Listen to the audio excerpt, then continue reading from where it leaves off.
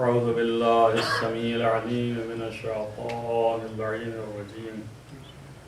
بسم الله الرحمن الرحيم وبه نستعين وهو المعين. الحمد لله رب العالمين والعاقبة للمتقين والجنة للموحدين والنار للملحدين والمنكرين.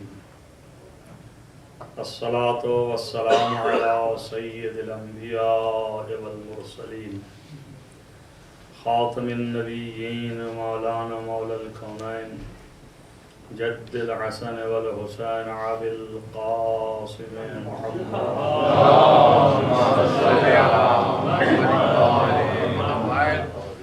لا سيما على عين عمه ووزيره ووسيله وخليفته مطلوب كل طالب غالب كل غالب مولانا علي بن أبي طالب.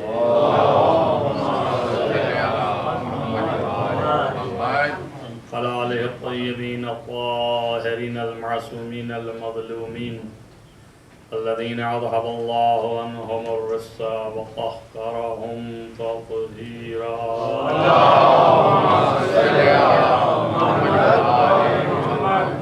ولعنة الله على أعدائهم أجمعين من يؤمن هذا إلى قيام يوم الدين. أما بعد فقد قال الله سبحانه وتعالى في كتابه الحكيم بسم الله الرحمن الرحيم يا أيها الناس اعبدوا ربكم الذي خلقكم والذين من قبلكم لعلكم تتقون. صلوات محمد وعلى اللهم صل على محمد. اس سے پہلے بھی میں نے اس آیت کی تلاوت کی تھی اور اس موضوع عام کے تحت اس آیت کو کی جسے اللہ نے تمام دنیا کے انسانوں کو خطاب کر کے یہ کہا کہ اے دنیا کے لوگوں اپنے پروردگار کی عبادت کرو اور اس پروردگار کی عبادت کرو کہ جس نے تمہیں پیدا کیا اور نہ تنہا تم کو پیدا کیا ہے بلکہ تم سے پہلے جتنے انسان پیدا ہوئے ہیں سب کو اسی نے خلق کیا ہے. عبادت کرو تاکہ اللہ کی نافرمانیوں سے ڈرنے لگو. میں نے ابتدائی کلام میں اول روز یہ بیان کیا تھا کہ اللہ نے در حقیقت موضوع یہ تھا کہ انسان کی جسمانی اور روحانی مشکلات کا حل کیا ہے اسلام کی نظر میں. تو میں نے یہ عرض کیا اس آیت نے یہ بتایا کہ اولین علاج اور دوا ان تمام مشکلوں کی جو ہے وہ یہ ہے کہ انسان اللہ کو بھول گیا ہے. اگر وہ خدا کو یاد کرے اور اس کی طرف متوجہ ہو جائے تو اس کی تمام تر مشکلات اور پریشانیاں خود اس سے روحانی ہو یا جسمانی سب آہستہ آہستہ برطرف ہو جائیں گے. کیوں؟ اس لیے کہ ممکن ہے ظاہر انسان کو کچھ اور دکھ رہا ہو. مثلا جسمانی تکلیف ہے، ارے بھائی اس سے اللہ کی یاد سے کیا تعلق، اس کو تو دوا لگائیں اور حکیم کے پاس جائیں، ڈاکٹر کے پاس جائیں، علاج کروائیں.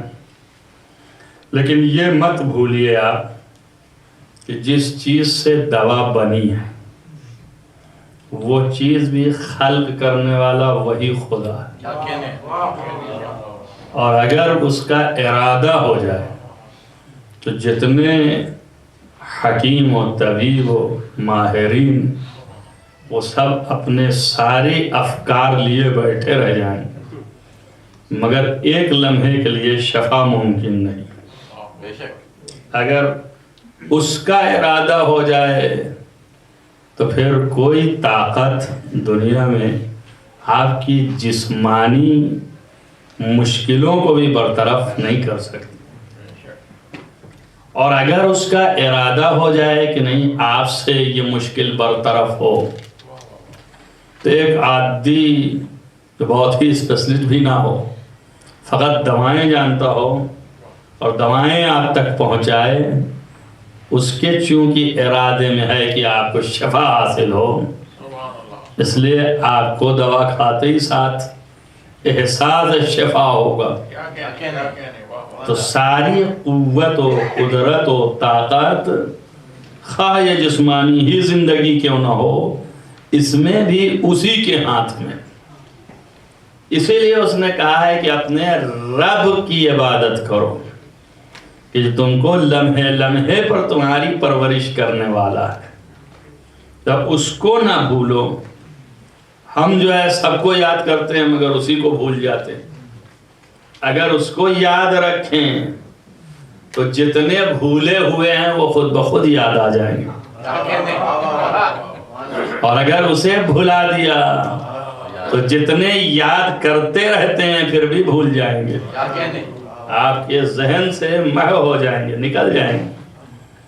یہ اس کی قدرت ہے کہ اس نے ہمیں اور آپ کو اتنی طاقت دی ہے کہ ہم اور آپ جو ہیں اس طاقت کو استعمال کر رہے ہیں، یوٹیلائز کر رہے ہیں اور ناز بھی کرتے ہیں اس طاقت کے اوپر، مگر پھر بھی اس کو بھول جاتے ہیں.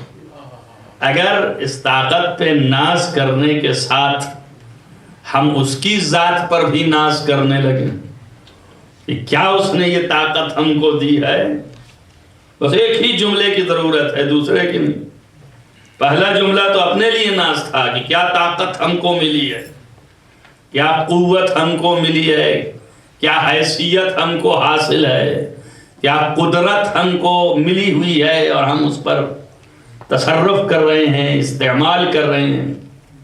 لیکن اس کے ساتھ ایک جملہ لگانے کی ضرورت ہے کہ یہ جو کچھ بھی ملا ہے یہ اسی کی ذات سے ہے. بس یہ ایک لفظ اگر لگا دیں آپ تو پہلے والی بھی جو بات کہہ رہے تھے آپ اپنی نسبت سے، یہ بھی عبادت بن جائے. پہلے والی بات آپ کی نسبت سے تھی، آپ کی تعریف تھی، آپ اپنی بات کر رہے تھے، لیکن وہ آخری جملہ لگا دینے سے پہلے والے جملے کی قیمت اللہ کی نظر میں ہو گئی، اور آخری والے جملے کو بھلا دینے سے پہلے والے کی قیمت اللہ کی نظر سے گر گئی. اس کا نام تکبر ہو گیا. پہلا والا جملہ جو تھا کہ میری طاقت، میری چیز، میری حیثیت، میری قدرت، یہ سب جو ہے وہ اگر آخری جملے کے ساتھ ہے تو عبادت ہے، اور اگر تنہا ہے تو تکبر ہے. اور کبریائی، تکبر اور بڑائی سوائے اللہ کے کسی کے پاس نہیں ہے. اب اس کا مطلب یہ ہوا کہ اپنی بڑائی اللہ کے مقابلے میں لے کے آ رہا ہے، اور ظاہر ہے کہ وہ سب پر قادر ہے، سب پر جو ہے وہ قدرت رکھتا ہے، سب کو اس نے بنایا ہے، سب کو اس نے خلق کیا ہے. لہذا اس نے کہا کہ دیکھو اپنے رب کی عبادت کرو. چاہے جدھر تم جاؤ گھوم پھر کر کے یہ سوچو کہ کون پرورش کر رہا، یہ کون ہمیں دے رہا ہے کہ ہم کھا رہے ہیں، یہ کون ہمیں طاقتیں دے رہا ہے کہ جو ہم چل رہے ہیں.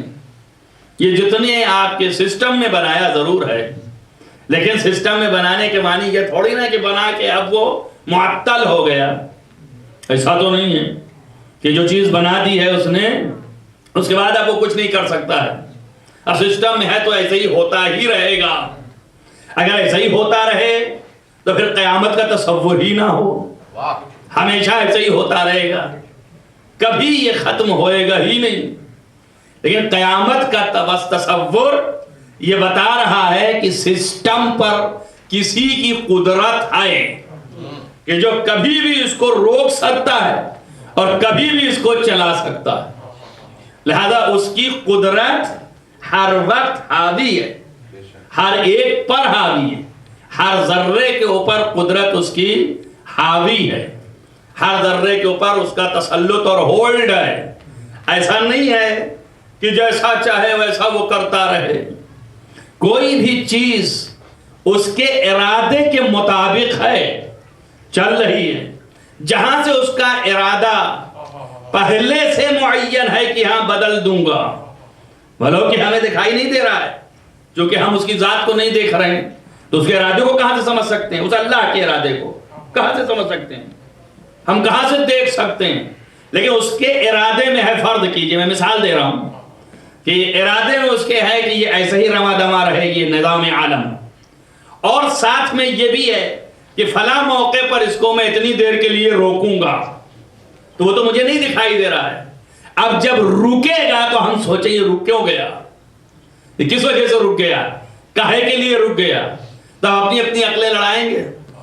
شاید اس کی وجہ یہ ہے کہ یہ بنا ایسے تھا، اس طرح سے بنایا گیا تھا، یا کوئی اس میں ڈیفیکشن پیدا ہو گیا تھا، یا کچھ، چونکہ ظاہر میں ہمیں دکھ نہیں رہا. لیکن باطن اس کا یہ ہے کہ اس کے ارادے میں یہ تھا کہ یہ چلے ایسے، مگر جب میں چاہوں گا یہ رک جائے گا، اور جب پھر چاہوں گا تو چلنے لگے گا. اب اس چیز کو کہ اس کے ارادے میں تھا کون جان سکتا ہے؟ ظاہر والے تو جان ہی نہیں سکتے ہیں. اس لیے کہ اگر جان سکتے ہوتے تو آپ بھی جانتے ہوتے، ہم بھی جانتے ہوتے، سبھی جانتے ہوتے. مگر اگر کوئی چیز کا ارادہ اس کے پاس ہے اور وہ کرنا چاہ رہا ہے اور چاہتا ہے کہ وہ ظاہر بھی ہو، تو آخر کوئی نہ جانے وہ چیز کو ارادہ رکھنا معنی نہیں رکھتا ہے. اس لیے کہ ارادہ ہم نے کیا ہے کہ یہ کام میرا ہو اور یہ یہاں تک ہو، اس کے بعد کا پھر ہمارا پروگرام ہے کہ اس طرح سے ہو، اس کے بعد کا اس طرح سے ہو. تو کوئی ایسا تو ہو کہ ہمارے ان ارادوں کی ٹیکنیکل چیزوں کو جانتا ہو، اور اس میں اتنی صلاحیت ہو کہ وہ سمجھ سکے کہ کیا وجہ تھی کہ اتنی دیر کے لیے تھا، اور کیا وجہ ہے کہ اب اتنی دیر کے بعد اتنی دیر کے لیے ہے، اور پھر اتنی دیر کے بعد اتنی دیر کے لیے ہے. کوئی ایسا ہونا چاہیے.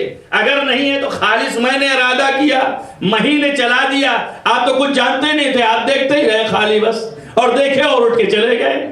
تو ایسے معرفت پیدا نہیں ہوگی. معرفت ہماری قدرت کی اور ہمارے اقتدار کی، ہمارے علم کی، ہمارے ہولڈ کی اس وقت پیدا ہوگی جب آپ ہمارے ارادے سے بھی واقفیت رکھتے ہو.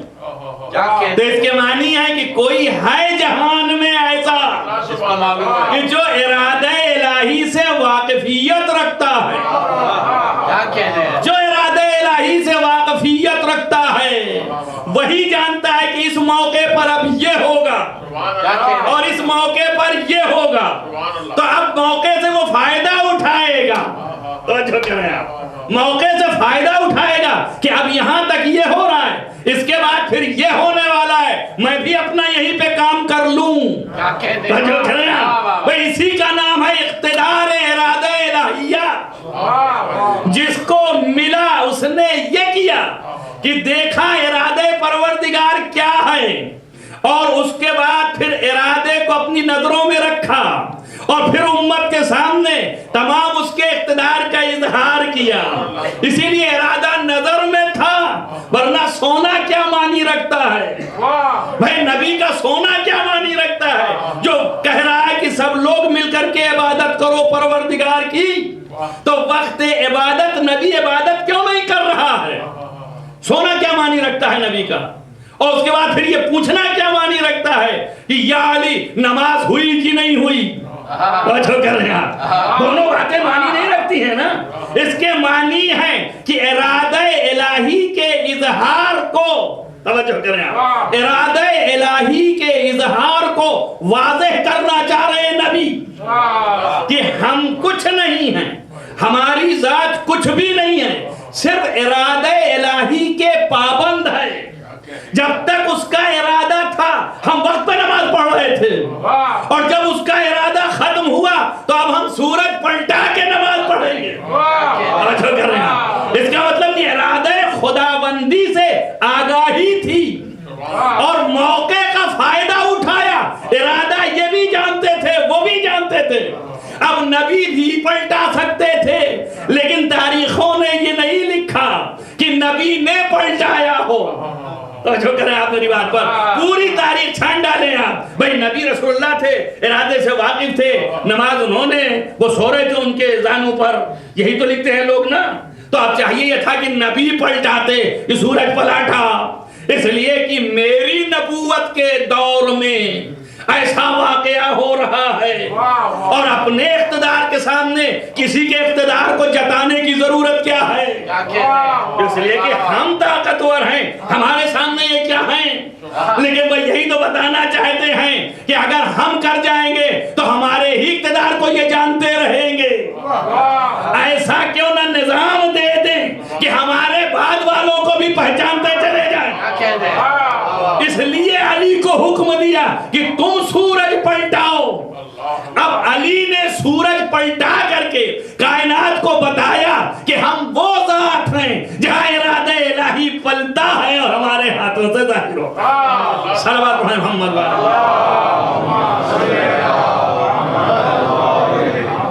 بارے دیگر بلندتر صلوات. دیکھیں یہ عین عبادت ہے. عین عبادت کیوں کہا میں نے؟ بات اصل یہ ہے کہ عبادت کے معنی کیا ہیں, پہلے اس کو سمجھیں. عبادت کہتے کس کو ہیں؟ عبادت آپ دیکھیں جتنے احکام زندگی میں ہیں وہ سب مختلف قسم کے ہیں. ہم جو ہے سامان خریدتے ہیں, سامان بیچتے ہیں, یہ بھی ایک حکم ہے اس کے لیے شریعت میں, یہ بھی ایک طریقہ زندگی ہے.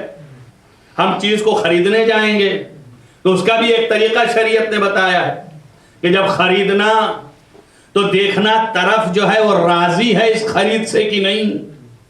اگر وہ راضی نہیں ہے تو سامان ایسے ہی لے کے نہیں چلے آنا, قیمت بھی اس کی برابر ہونی چاہیے جتنا سامان ہے. ایسا نہ ہو کہ سامان زیادہ لے لیا آپ نے, قیمت کم دے دیا آپ نے, قیمت آپ نے زیادہ دے دیا, یعنی طرف نے قیمت زیادہ لے لیا, آپ سامان کم لے کے آئے ہیں تو اس کا بیچنا بھی درست نہیں ہے. وہ بھی یہ دیکھے کہ یہ راضی ہے کہ نہیں راضی ہے. تب قرآن نے اس کا بھی حکم سنایا کہ لا تأکلوا اموالکم بینکم بالباطل, اپنے اموال کو باطل نہ کھاؤ, رضایت دیکھو. بس یہ روزمرہ کی زندگی کا حصہ ہے نا. بس جہاں یہ تولنے لگیں کہ یہ راضی ہے کہ نہیں, دیکھیے خدا کی بات نہیں ہو رہی, رضایت بندے کی بات ہے کہ یہ بندہ راضی ہے یا راضی نہیں ہے. خالص اتنا اگر دیکھ لیا رضایت کو تو یہ بھی اللہ کی نظر میں عبادت ہے. کیا کہنے جو کریں آپ تو بس عبادت کا معنی تنہا یہ نہیں ہے کہ صرف اللہ کے سامنے جھکنے کا نام عبادت ہے, بلکہ اس کے قانون کے سامنے جھکنے کا نام عبادت ہے. اس کے قانون کے سامنے آپ جھکیں. لہذا آپ کے روزمرہ کی زندگی میں یہ ہے, کوئی کسی کا سامان اٹھا لیتا ہے اور لے جا کے رکھ لیتا ہے اور پھر اس کو استعمال کرتا ہے, تو ادھر سے حکم ہے کہ قانون کے خلاف ہے, الہی قانون کے, دنیاوی قانون کے بھی خلاف ہے. عقلاء عالم بھی اس کو اچھا نہیں جانتے ہیں. کیوں؟ اس لیے کہ یہ مال غیر ہے. جب تک کہ اس غیر کی اجازت نہ ہو جائے اس وقت تک اس پر تصرف کرنا درست نہیں ہے. بس خالص اس چیز کو کہ اجازت غیر کی مل جائے اور رضایت حاصل ہو جائے, اس کا احترام کر لینا اور خیال دل میں لانا عبادت ہے. یعنی اللہ نے اسے بھی عبادت قرار دیا.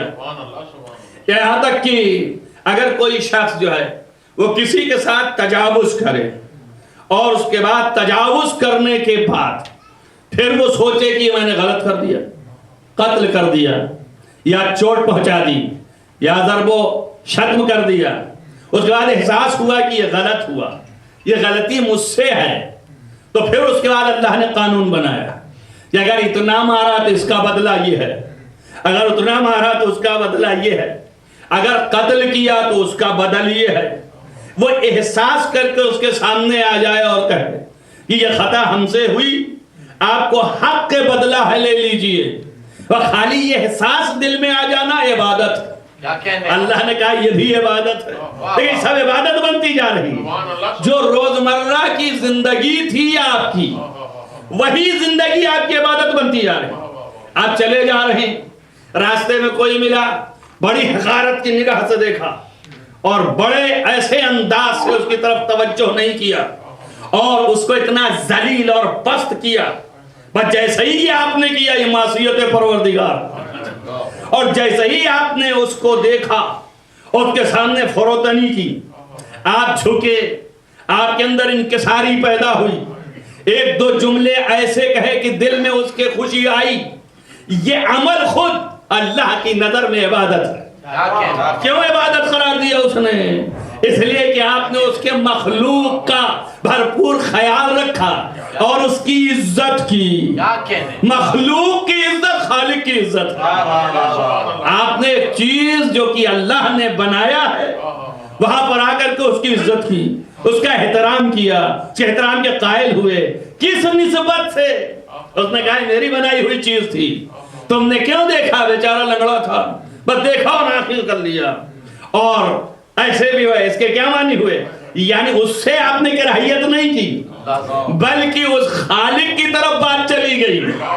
بھئی اس کو اللہ نے ایسا بنایا تھا، اس کی مصلحتیں ہیں کہ اس نے ایسا بنایا، یہ وہ جانتا ہے کہ کیوں بنایا ہے، اور اس کا اجر بھی اسے دینے والا ہے۔ جسے تم پست سمجھ رہے ہو وہ اللہ کے نزدیک اعلیٰ ہے، تو وہ کہہ رہا ہے کہ پست کیوں سمجھ رہے ہو، تمہیں حق کیوں ہے؟ لیکن جہاں تم نے اس کو وہ اہمیت دیا اور اس کو اس درجے پر لے آئے، وہاں وہ عبادت بنتی چلی گئی۔ دیکھیں سب عبادت ہے، اور اس میں ایک پارٹس جو ہے وہ یہ ہے کہ صرف اللہ سے اور آپ کا رابطہ ہے۔ اس میں ایک حصہ یہ ہے کہ صرف اللہ سے اور آپ کا رابطہ ہے، بیچ میں مخلوقات نہیں ہے، اور وہ ہے یہ کہ اس نے جو حکم دیا ہے اس کو بجا لاؤ، اور وہ ہے نماز۔ مثلا اولین و اعلیٰ ترین عبادت جو بندے اور خدا کے درمیان ہے وہ اول عبادت نماز ہے۔ یہاں پر کوئی بندہ نہیں ہے، صرف اللہ ہے، اور یہ بندہ یہ بھی عبادت ہے۔ ہم لوگ جو روزمرہ بولتے ہیں وہ یہ والی کو عبادت سمجھتے ہیں، اور اس زندگی کے حصے کو خالص زندگی سمجھتے ہیں، اس کو عبادت سے گرائے ہوئے ہیں۔ درحالے کی پوری زندگی میں ایک چوتھائی نظام بانٹنے کے اعتبار سے ہے، وَإِلَّا پوری زندگی میں فقط اور فقط 10 و 20 منٹ صرف اس عبادت کے ہیں، باقی ساری زندگی ان عبادتوں کے ہیں۔ یہ 15-20 منٹ کے لیے جو ہے احساس دلانے کے لیے یہ کیوں رکھا اس نے؟ یہ 15-20 منٹ جو ہے یہ ایک ایسی چیز ہے کہ اس کے طرف متوجہ کرانے کے لیے پوری زندگی کے عمل کو عبادت قرار دیا کہ اگر انسان پوری زندگی میں خدا کی طرف متوجہ رہے گا تو جب وہ مصلی عبادت پر آئے گا تب اس کی حیثیت کچھ اور ہوگی، اس لیے کہ وہاں پر بھی متوجہ تھا، وہ اللہ کی راہ میں قدم اٹھایا ہوا تھا، یہاں پر بھی اللہ کی راہ میں قدم اٹھایا تھا، یہاں پر بھی اللہ کی راہ میں قدم اٹھایا تھا۔ تو اب خود ہی سوچنے میں مجبور ہوگا کہ وہ سارے مقامات تو دوسرے تھے، اب یہاں خاص طریقے سے کھڑے ہیں، کیا مطلب ہے؟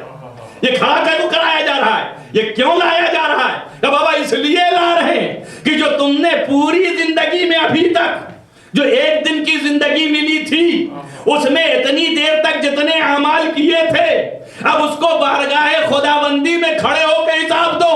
توجہ کر رہے ہیں؟ تو اگر توجہ رہے گی خدا کی طرف تو یہ حساب دیتے وقت بھی احساس ہوگا کہ ہم کس کے سامنے کھڑے ہیں، کس کے سامنے آئے ہیں، کس کے پاس آئے ہیں، کہاں پہ ہم کھڑے ہیں۔ آپ دیکھیے اپنی عادی زندگی میں کوئی بہت بڑی شخصیت ہوتی ہے کہ جس کے سامنے آپ جاتے ہیں تو کتنا جلدی بھول جاتے ہیں، ہاتھ سے رومال بھی گر جاتا ہے، قلم ادھر چھٹ گیا اور اس کے بعد ردا بھی نیچے چلی جا رہی، حالت پستی کی ہو رہی ہے۔ ارے بھائی کاہے کو ڈر رہے ہو؟ کہ وہ بہت بڑی شخصیت تھی اور کپ رہے ہیں آپ، ایسے کانپ رہے ایسے لگتا ہے کہ کچھ وہ مار ہی دینے والا ہے، درحالے کہ نہ مارنے والا ہے، نہ آپ کو ڈرا رہا ہے، نہ آپ کو کوئی سزا دینے والا ہے، لیکن چونکہ اس کی شخصیت اتنی بلند ہے تو یہ کیفیت طاری ہوتی ہے نہ لوگوں کے اوپر، بھائی یہ کیفیت جس کے اندر طاری ہونے لگے جب مصلی کے پاس جائے تو سمجھ لے اب خدا کو سمجھ گیا ہے کہ خدا کیا، سمجھ کیا آپ نے؟ تب سمجھ میں آئے گا کہ خدا کیا ہے، اب وہ سمجھنے لگا ہے کہ خدا کیا ہے۔ اسی لیے جیسے ہی وضو کے لیے پانی لیا چہرے کا رنگ متغیر ہو گیا. جیسے ہی وضو کر کے کھڑے ہوئے رنگ چہرے کا زرد پڑ گیا. پوچھا یا سید الساجدین آپ کا یہ چہرہ کیوں ایسے ہو گیا؟ کیا کروں، ایسے بادشاہ کے سامنے جاننے والا کہ جو کل کائنات کا خالق ہے اور اس کے سامنے حاضر ہونا ہے. امام حسن علیہ السلام جیسے ہی مصلی پہ آئے چہرے کا رنگ سرخ پڑ گیا اور اس طرح چیخ نکلنے لگی کہ جیسے کوئی ایک ایسے بادشاہ کے سامنے ہے کہ صرف عفو طلب کر رہا ہے کہ میری غلطیوں کو معاف کرنا. یہ عبادت کا ذوق پیدا ہوا روزمرہ کی زندگی میں خیال خدا کی وجہ سے، چونکہ ہر وقت خدا نظروں کے سامنے تھا اور اس وقت ہم خدا کے سامنے کھڑے ہیں اپنے ان تمام اعمال کی تمام تر کوتاہیوں کو لے کر کے، اور اس کے سامنے آئے ہیں.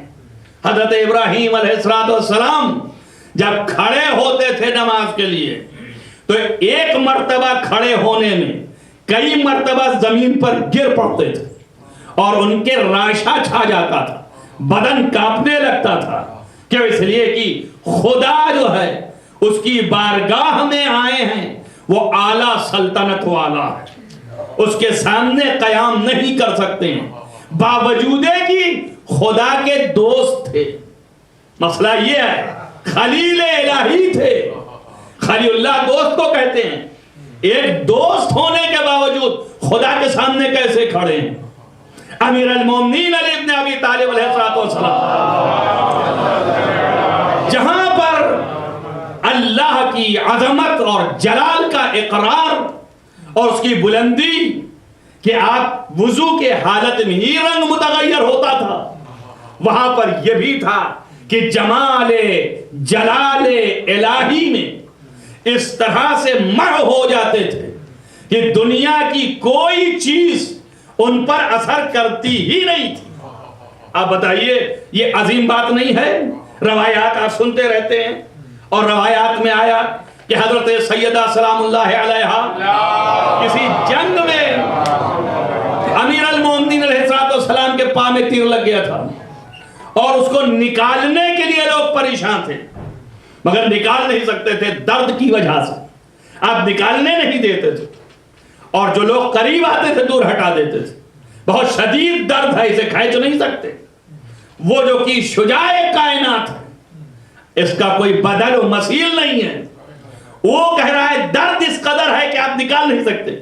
حضرت سیدہ سلام اللہ علیہا نے فرمایا کہ جب حالت نماز میں ہوں تو اس کو نکال لینا.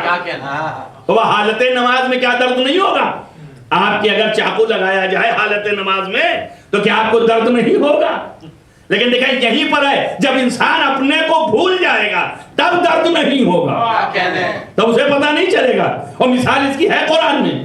دیکھیے جناب یوسف اور زلیخا کے باب میں یہ لکھا ہے کہ جب عورتوں نے لعنت کرنا شروع کیا زلیخا کو تم نے یہ حرکت غلط کی تو اس نے کہا ٹھیک ہے، سب کے ہاتھ میں چاقو دیا اور وہ لیمو دیے اور یوسف کو وہاں سے گزارا.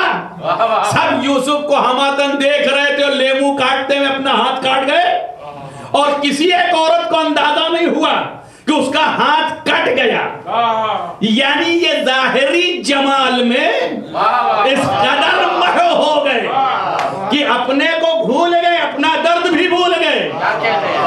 علی میں اور ہم میں یہی فرق ہے، وہ باطنی جمال خدا کو دیکھ کے محو ہو جاتے تھے اور ایسے ہی محو ہو جاتے تھے کہ دنیا کی کوئی چیز اثر نہیں کرتی تھی.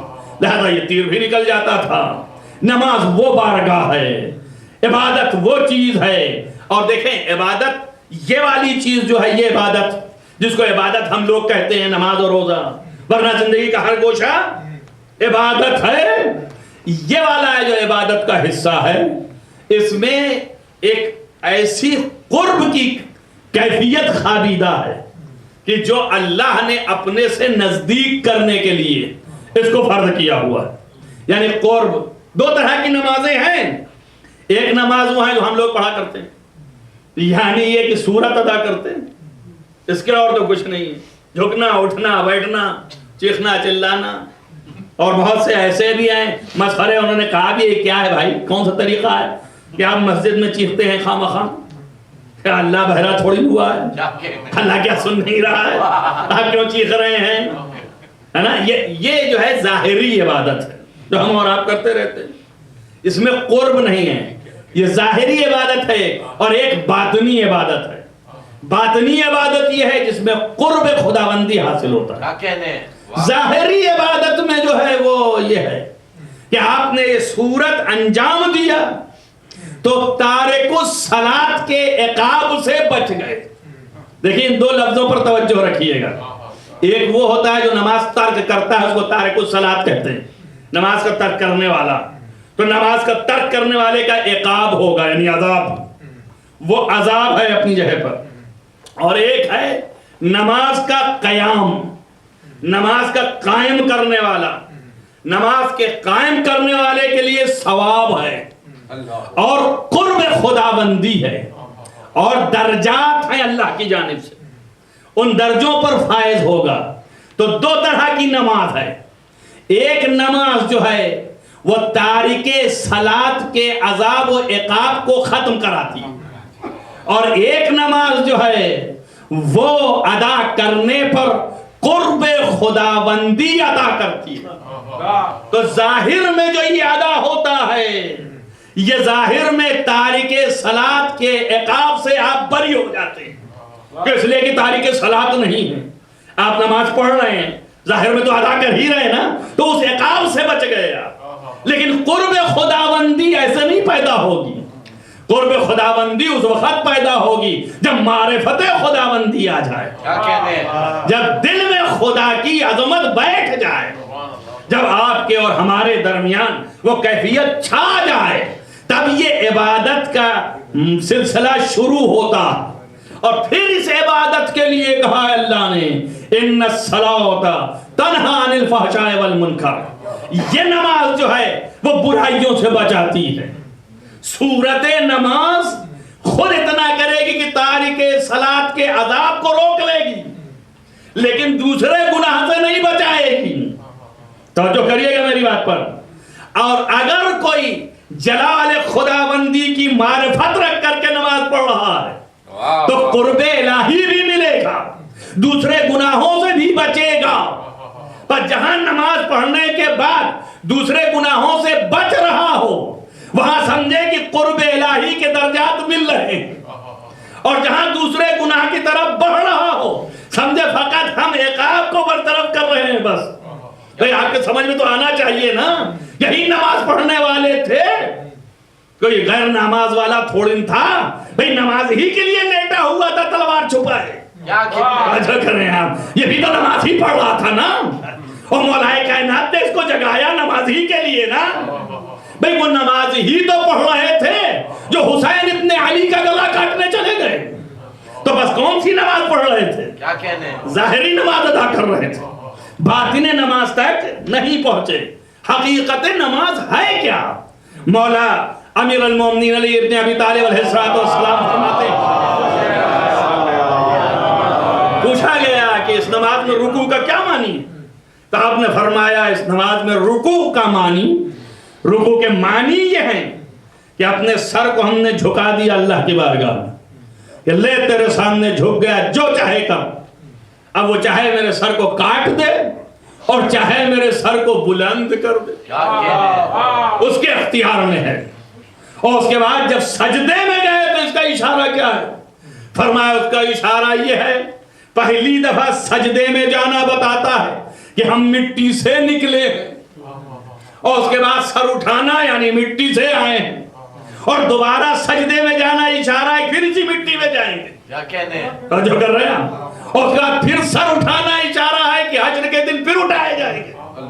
تو ایک نماز میں اپنی خلقت، اپنی موت اور آخرت کا تصور موجود ہے. جو کہ آپ نے مولا فرما رہے ہیں اس طریقے سے ہے. اور بھی فلسفے ہیں.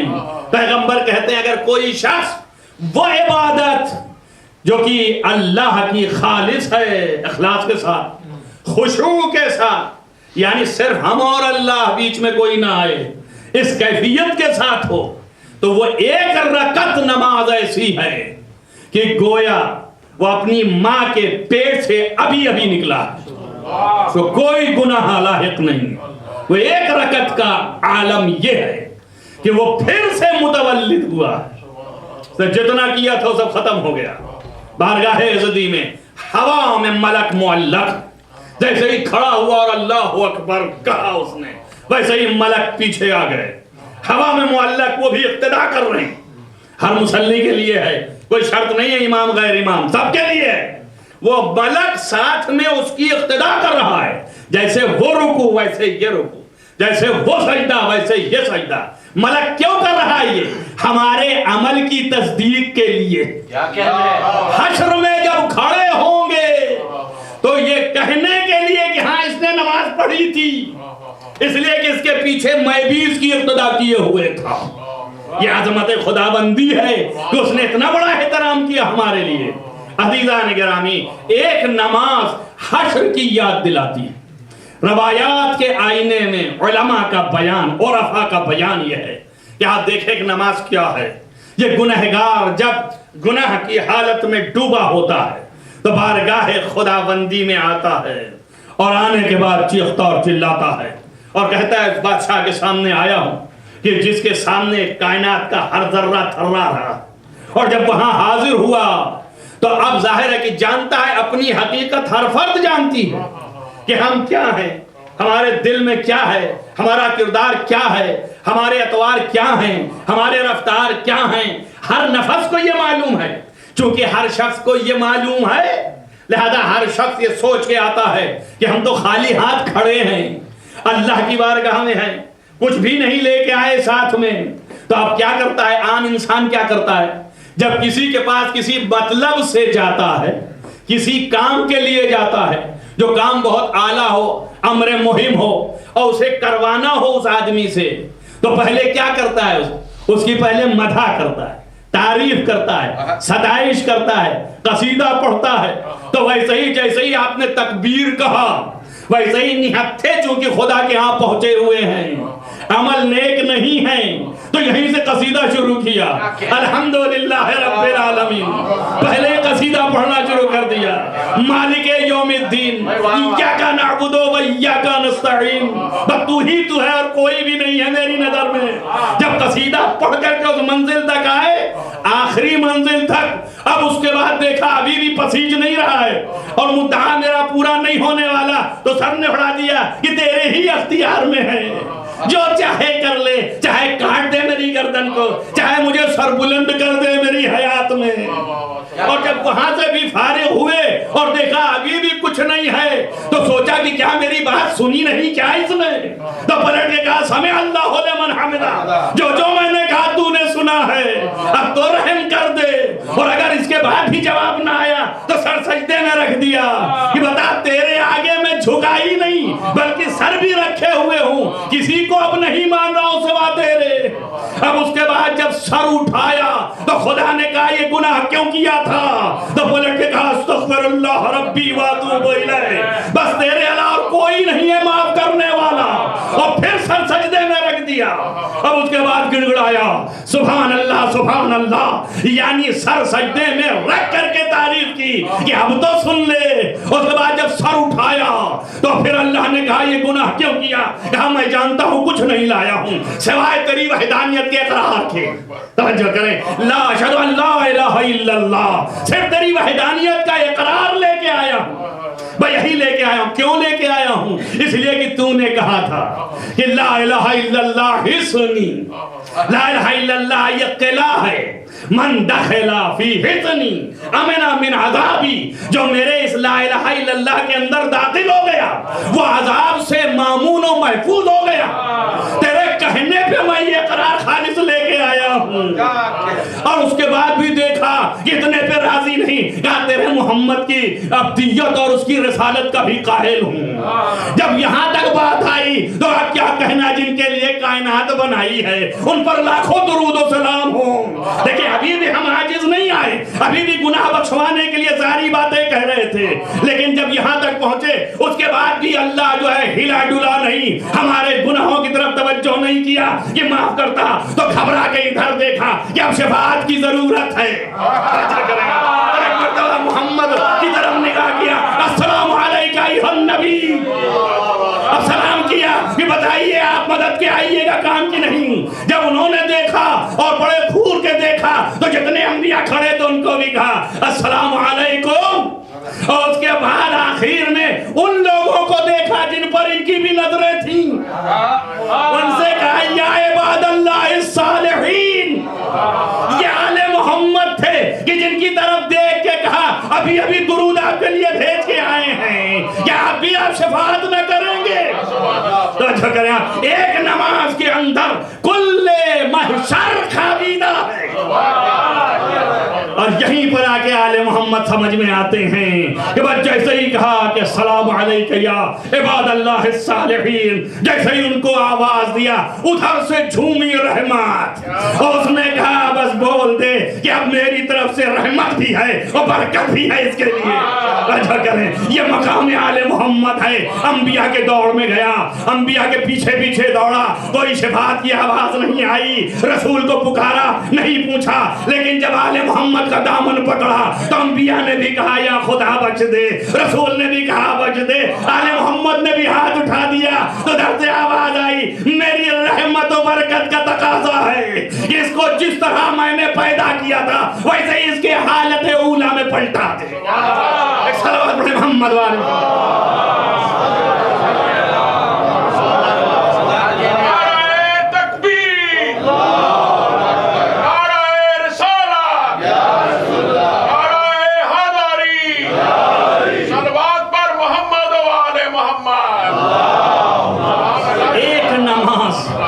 دیکھیں جنہوں نے بتایا ہے, اب میرا سوال آپ سے اتنا ہی ہے, یہ ہم کہاں دلائے پیدائشی تو نہیں آیا تھا یہاں, یا یہاں یہ جنہوں نے بتایا ہے انہی سے تو لا کے آپ کو سنایا میں نے, تو وہ تو ان کے حقائق کو جانتے ہیں نا. تو جب وہ بارگاہ خدا میں کھڑے ہوتے ہوں گے تو ان کی کیفیتیں کیا ہوتی ہوں گی. جیسے ان کے مقام بڑے بلند ہیں, اب ان کی نظر میں نماز کی اہمیت ہے کہ نہیں؟ عزیزو ابھی تک جو کچھ بیان کیا, میں فقط علی کی اس فضیلت تک لے جانا چاہتا ہوں آپ کو. ابھی تک جو کچھ بیان کیا یہ مقدمہ ہے اس بات کا, تمہید ہے, خالی ذہن میں رکھیے گا. اس مقام نماز کی عظمت کو جو آپ تک لے آیا ذہنوں تک, اس کو علی جانتے ہیں نا.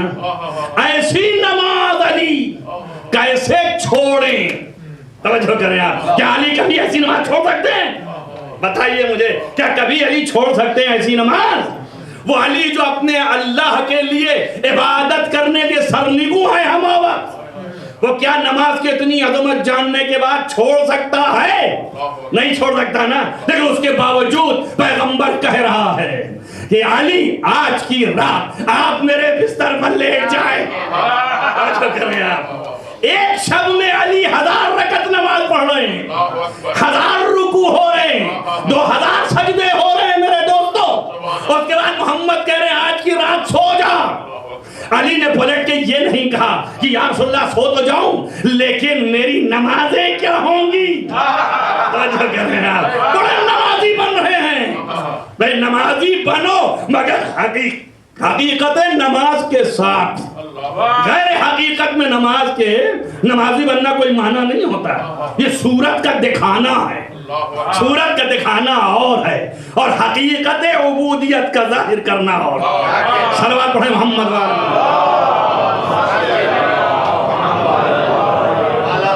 کہہ سکتے تھے نا یا رسول اللہ میں 1000 رکعت پڑھتا ہوں ایک شب میں سو تو جاؤں گا لیکن یہ 1000 رکعت کیا ہوگی. جو کریں آپ اور ملاحظہ فرمائیں, آپ اندازہ کریں کہ کتنی عظمت ہے. اور اگر یہاں تک آپ پہنچ گئے, اس شب میں علی لیٹ گئے اور ایک رات تاریخ بشریت علی میں کبھی اتنا نہیں سوئے جتنا آج کی رات سوئے ہیں.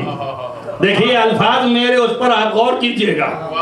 میں نے علی کی بشریت کی تاریخ بتائی ہے، ان کی تاریخ میں کبھی نہیں سوئے۔ وَإِلَّا اگر امامت علی کی تاریخ ہو تو نیند کا تصور ہی نہیں آئے۔ کیوں؟ اس لیے کہ نمائندہ ہے اس کا لا تأخذہ سنۃ ولا نوم، اس کا نمائندہ ہے۔ یہ ایک لمحے کے لیے اگر خوابیدہ ہو جائے تو نظام عالم کی اطلاع نہ پیدا کرے۔ اس کے معنی ہیں کہ ظاہری خواب اور ہے اور باطنی خواب اور ہے۔ نبی اور امام کو کبھی ظاہری خواب آنے کے باوجود کبھی ایسا نہیں ہوتا کہ کوئی چیز محو ہو جائے۔ تو ہمیشہ سے یاد ہے، ہمیشہ رہے گی کہ اس لیے کہ حشر میں وہی جو ہے وٹنس ہے، وہی جو ہے گواہ ہے، وہی جو ہے شاہد ہے۔ بس عزیزو سوچو، ایک رات علی کے لیے کہا تم لیٹ جاؤ میری بستر پر، کہا بالکل لیٹ جاؤں گا، اور یہ نہیں فرمایا کہ میری نمازوں کا کیا ہوگا۔ بس میں فضیلت تک لے جانا چاہ رہا تھا آپ کو کہ اندازہ کریں یہ 2000 سجدے ہوتے ہیں، ایک رکعت میں 2 سجدہ ہوتا ہے نا، تو 1000 میں 2000 سجدے ہو گئے، اور ایک میں ایک رکوع تو ہوتا ہی ہے کم سے، تو 2000 رکوع ہو گئے، اور ان کی عظمتوں سے آگاہ ہو گئے آپ کہ ان کی عظمتیں کیا ہیں۔ تو کم سے کم اب ہم سے نہ پوچھنا کہ نماز افضل ہے کہ محمد و آل محمد افضل ہیں۔ رسول کہہ رہے ہیں سو جاؤ۔ کس لیے سو جاؤں؟ اس لیے کہ میری جان بچ جائے۔ توجہ کر رہے ہیں آپ؟ تو اس کا مطلب روح محمد ان نمازوں سے کہیں زیادہ افضل ہے؟ نہیں، ایسے نہیں، ڈھیلے رہے آپ۔ اس کا مطلب ڈھیلا ہو جا رہا ہے معاملہ، ایسے نہیں۔ آپ سمجھے؟ آپ سجدہ وہ بھی آپ کا نہیں، یہ عام سجدہ میں بتا رہا تھا، یہ سجدہ نہیں، علی کا سجدہ۔ توجہ کریں آپ، علی کے سجدے میں کیا سرخاب کے پلٹنگے ہیں؟ اب وہ تو نبی سے پوچھئے، نبی نے فرمایا ضربت علی یوم الخندق افضل من عبادت الثقلین۔ علی کی ایک ضربت خندق کے روز تمام زمین و آسمان پر جتنی عبادتیں ہو رہی ہیں ان ساری عبادتوں میں افضل ہے۔ بھئی آپ کا تذکرہ نہیں ہے تنہا کہ تمام مسلمان جو نمازیں پڑھ رہے ہیں، ثقلین کی لفظ ہے، ثقلین میں ہر ذرہ ہے، ما من شیء الا ان یسبح تسبیحہ، اور کوئی ذرہ ایسا نہیں جو اللہ کی تسبیح نہ کر رہا ہو۔ تو ثقلین کی عبادت ایک طرف اور علی کی ایک ضربت ایک طرف۔ ضربت کیا ہے؟ ضربت صرف ہاتھ کا ایک چکر ہی تو ہے، جو ایک ہاتھ کے چکر کا مقابلہ کائنات نہیں کر سکتی۔ بتاؤ علی کے وزن سجدہ کا کس قدر ہوگا؟ کوئی سجدہ اس وزن کے مانند ہوگا؟ ویسا سجدہ 2000 سجدہ علی نبی پر نثار کر کے نبی کی جان بچا رہے ہیں۔ اب بتائیں عظمت علی کہاں ہے اور عظمت نبی کدھر ہے، اور محمد و آل محمد ان تمام احکام سے کتنا بالا ہے۔ انہی کی وجہ سے یہ احکام ہیں، انہی کی وجہ سے یہ حکم ہیں۔ آپ دیکھیں یہ زندگی عظیم ہے، اسی زندگی کے تحت علی ابن ابی طالب کی زندگی چل رہی ہے، اور اسی زندگی کے نظام کے مطابق کائنات کو پیغام دیا جا رہا ہے۔ دنیا چاہے جتنا لکھے اور چاہے جتنا مٹائے، لیکن وہ نظام زندگی ایسا اللہ نے خلق کیا ہے ان کی کہ ان کا ہر کلمہ، ہر عمل، ہر فعل ایسا ہے کہ کائنات کے لیے شاہد بنا ہوا ہے اور ظاہر ہے اور واضح ہے لوگوں کے سامنے۔ دیکھیں حالت سجدہ میں وہ علی جس نے اپنے سجدے کو نثار کیا محمد کی جان بچانے کے لیے، وہ علی اپنی جان کو اسی سجدے میں نثار کر رہا۔ بس انتہا ہی تو ہے نا، محمد کی جان بچانے کے لیے سجدے کو نثار کیا اور اپنی جان سجدے کی حالت میں دیا، تاکہ دنیا جان لے کہ نماز کا قیام بھی ہمیں سے ہے اور نماز کی انتہا بھی ہمیں پہ ہے۔ ہمیں نماز کے قائم بھی کرنے والے، ہم ہی نماز کی انتہا بھی کرنے والے. آپ دیکھیں رات بھر ایسی گزر گئی کہ تاریخ یہ بھی لکھی ہے اور یہ بھی لکھا ملتا ہے کہ یہی ایک واحد رات ہے. وہ ایک رات تھی کہ جس میں کبھی اپنی زندگی میں اتنا نہیں سوئے، اور ایک یہ واحد رات ہے کہ کبھی اتنا جاگے بھی نہیں. توجہ کریں آپ، جتنا یہ ہے کہ بستر پہ جاتے ہیں اور اٹھ جاتے ہیں اور پھر اس کے بعد باہر نکل آتے ہیں، پھر ستاروں کو دیکھتے ہیں. کبھی محو گفتگو ستاروں سے ہیں، کبھی محو گفتگو کہکشاں سے ہیں، کبھی محو گفتگو تمام آثار قدرت کائنات سے ہیں، اور کبھی محو گفتگو ان پرندوں سے ہیں، ان جانوروں سے ہیں جو گھر میں پلے ہوئے ہیں، اور وہ جانور بھی نزدیک ہو رہے ہیں. کیوں؟ دیکھیں احساس انسان کو اگر ہو جائے تو بہت بڑی چیز ہے. جانور کو بھی احساس ہے کہ آج تک جو ساتھ ہے لگتا یہ ہے حالات یہ بتا رہے ہیں کہ اب یہ ہم سے بچھڑنے والا ہے.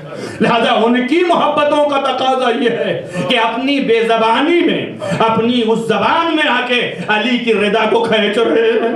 اے میرے والد کو، اے میرے مالک و وارث، مجھے چھوڑ کے کہاں جا رہا ہے؟ اور علی ان کو بھی تسلی دے رہے ہیں کہ گھبراؤ نہیں، تمہارے ساتھ سلوک جیسا میں کر رہا تھا ویسے ہی سلوک ہوگا، اس لیے کہ جانشین ایسے چھوڑے. اللہ اکبر. جانوروں کی فطرت میں یہ ہے. عزیزو سوچو، جب جانور اتنا گھبرا رہے ہیں کہ ہمارا مالک و وارث آج بے چین نظر آتا ہے، اس کے معنی یہ ہیں کہ آج کے بعد سے شاید ملاقات نہ ہو. تو وہ بچے جو سینے پر پل رہے تھے اور جو وحی کی آغاز سے انتہا تک کا مطالعہ کر رہے تھے، ان کے علم میں تو ہوگا نا کہ میرا بابا کیا کر رہا ہے آج، میرا بابا کس طرح سے ہے. اس لیے بیٹی لے آ رہی ہے، بابا دودھ پی لیجئے، بابا یہ غذان تناول فرمائیے. کہا بیٹا کبھی دو نہیں کھایا بلکہ ایک ہی پہ اکتفا کیا ہے، نمک اور روٹی پہ اکتفا کیا. علی ابن ابی طالب نے وہ افطار کائنات کو نمونہ دکھا دیا کر کے کہ کیسے افطار کرتے ہیں. بیٹی کے اسرار پر بھی اختیار جو کیا تو اتنا ہی اختیار کیا کہ جتنا صرف علی سمجھ سکتے ہیں کہ زندگی کے لیے ضرورت ہے. بھائی اتنے میں جتنے میں زندہ رہوں گا اس سے زیادہ نہیں کھا سکتا ہوں. عزیزان گرامی، اس کے بعد شب کی جب تاریکی چھانے لگی تو علی ابن ابی طالب محو گفتگو الہی ہوئے، مناجات پڑھنے لگے. بار الہا میں کہوں گا مولا یہ اخلاص مجھے اولے دن بھی دکھا تھا کہ جب غار حرا میں نبی جاتے تھے اور عبادت کیا کرتے تھے تو وہاں پر علی بھی گنگناتے تھے. کسی شخص نے پوچھا کہ یا علی کیا عبادت کرتے تھے تو فرمایا میں اپنے خدا کی بارگاہ میں ایک مناجات کرتا تھا کہ معبود تو اپنے اس جانشین کو محفوظ رکھ تاکہ کائنات میں یہ تیرے نام کو پھیلائے. اقیم صلاۃ، تم نماز کو قائم کرو، لذکر، میرے ذکر کے لیے. علی ابن ابی طالب، خاندان علی ابن ابی طالب نے اللہ کے ذکر کو قائم کیا.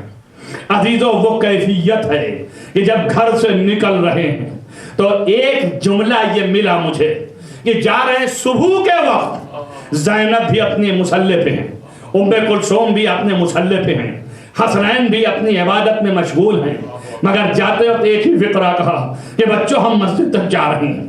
ظاہر ہے کہ ابھی بچے بھی آئیں گے مسجد لیکن بیٹیاں نہیں آئیں گی. کہ یہ کہ ان کی نماز ان کے حجرے میں ہی وہ اعلیٰ درجے کی نماز ہے جو امام کے وقت کے پیچھے پڑھنا ہے. حکم یہی ہے کہ یہاں پڑھو.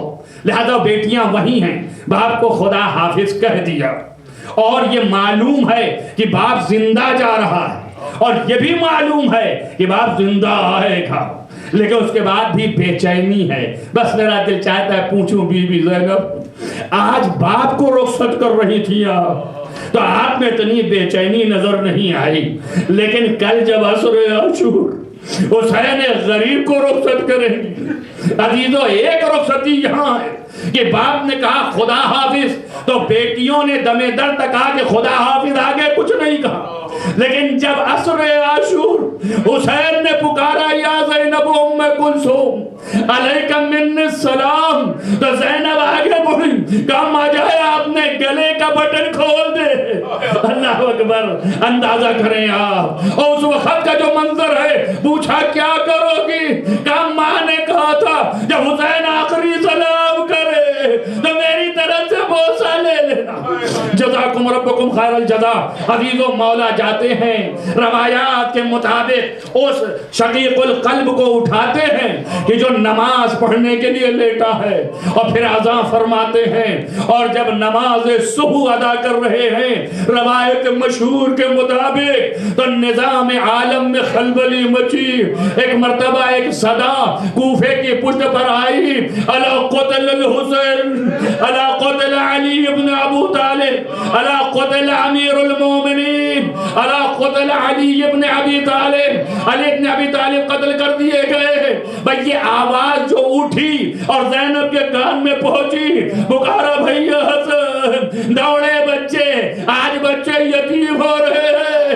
عزیزوں جب دوڑ کے مسجد میں پہنچے تو ایک منظر دیکھا کہ امام وہ وقت محراب میں لیٹا ہے، مٹی اٹھا اٹھا کے رکھ رہا ہے، آواز دے رہا ہے فزتو برب الکعبہ، رب کعبہ کی قسم میں کامیاب ہو گیا. اور بچے اس کو صحیح کیے. اشارہ فرمایا. امام حسن نے نماز تمام کی. عزیزہ تمام گھیرا لگ گیا. میں اتنا کہوں گا اصحاب امیر المومنین سے کہ آپ بتائیے، آپ قریب تھے، اپنے مولا کو دیکھ رہے ہو، بات کر رہے ہو، گفتگو کر رہے ہو، اور سب مل کے اٹھا رہے ہو، مدد کر رہے ہو. لیکن ایک غریب ہوگا جو عصر عاشور جب ظالم سینے پہ ہوگا، فنظر یمیناً و شمالا، کبھی دائیں دیکھا کبھی بائیں دیکھا، ارے کوئی نظر نہ آیا. پکارا اے عباس، دوڑو بھائی تمہارا ذبح ہو رہا ہے. ایک بہن ہے، کبھی چلے زینبیہ پہ اور کبھی دوڑ کے خیمے میں آواز آئی الا قتل الحسین، الا ذبح الحسین. جیسے ہی آواز آئی زینب نے پردہ ہٹایا، اپنے بھتیجے سے کہا اے سید الساجدین اٹھو. بس سید الساجدین نے دیکھا تو باپ کا سر نوکے نیزہ پہ تھا. آواز السلام علیک یا ابا عبداللہ، السلام علیک یا ابن رسول اللہ، اللہم انی اسألک بحق فاطمہ وبعلها وبنيها وسر المستودع فيها أن تصلي على محمد وعلى آله وتجاوز محمد وعلى محمد معبود بناہان کبیرہ و صغیرہ عفو فرما. باراللہ نیک اعمال کی توفیق باراللہ اس عبادت کو قبول فرما. باراللہ جہاں جہاں محبان آل محمد ان کا حفظ امان میں رکھ. معبود روضہ مقدس کی حفاظت فرما. باراللہ تجھے واسطہ محمد وآل محمد تمام مریض شفا، تمام مریض جہان میں ان کو شفا عاجل کامل، خصوصاً جن لوگوں نے دعاؤں کے لیے کہا ان کی دعاؤں کو مستجاب فرما. بار الہ ہمارے امام کو ظہور جلد از جلد فرما، ان کے اصحاب انصار میں شمار فرما. اللہم تقبل من الدعاء ما تنفع.